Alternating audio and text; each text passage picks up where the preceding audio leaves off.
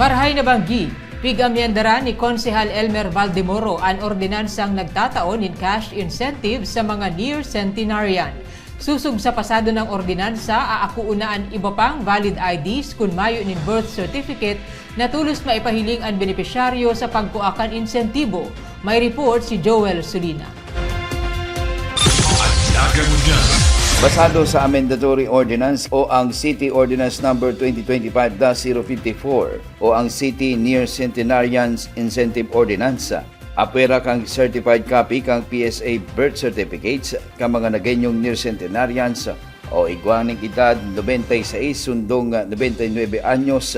Bibisto naman ang iba pang mga valid government-issued ID o iba pang mga dokumento o alternative documents na magpapatotoo kan sa indang edad as in citizenship. Sigun kay City Councilor Elmer Valdemoro, author ka na sambitan ng ordinansa, magagamit na ang mga lolo as in lolang nagenyong 96 sundong 99 anyos ang sa indang National PhilHealth ID, maging ang iba pang mga government-issued ID na may edad o birth date siring kang driver's license, SSS cards, PRC license o maging kan sa indang postal ID. O bali man digdi ang mga marriage certificates para man magsirbing patunay o proof kan sa indang edad as in residency sa Ciudad Dignaga. Ngarang makapag-claim kan sa indang cash gift na 10,000 pesos hali sa lokal na gobyerno sa pagtukmak ninda sa edad na 96, 97, 98 as in 99. Bago pa man sinda mag-abot sa sanggatos na taon o centenariana. Ito pong amendatory ordinance duman po sa ordinansa na nagtataon ng cash assistance na 10,000 pesos sa mga senior citizen na nag-iedad ng 96, 97, 98, and 99.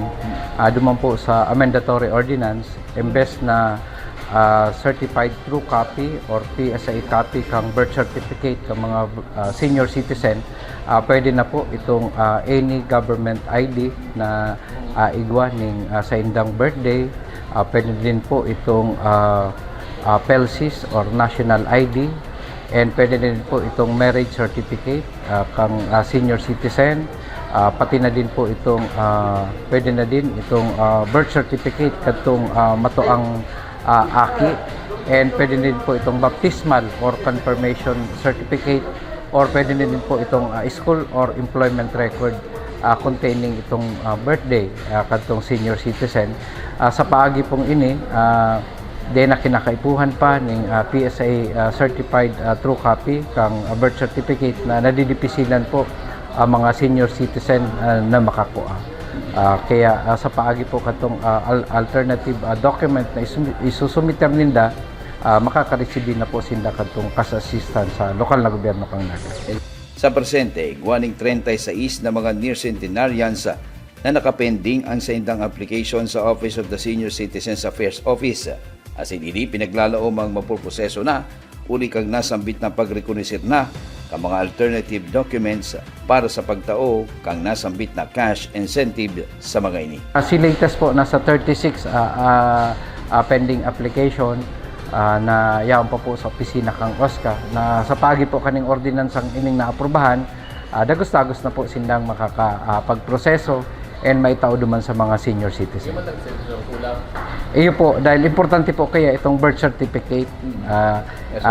Okay lang, dahil po sa mga kadahilanan na ang iba pong mga civil registrar nabaha, nasulo, mayo ng kopya ang PSA.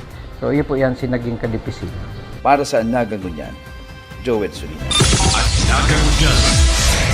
Ika ako, kita ang Naga. Antabayan ang iba pang impormasyong may kinaaraman sa Lambang Nagenyo. Ang Naga Ngunyan, sa ngaran kan sa Kuyang Pag-iriba sa Public Information Division na pinamamayuhan ni Jason Nyola. Ako si Riza Monstar Santos. Diyos mabalos.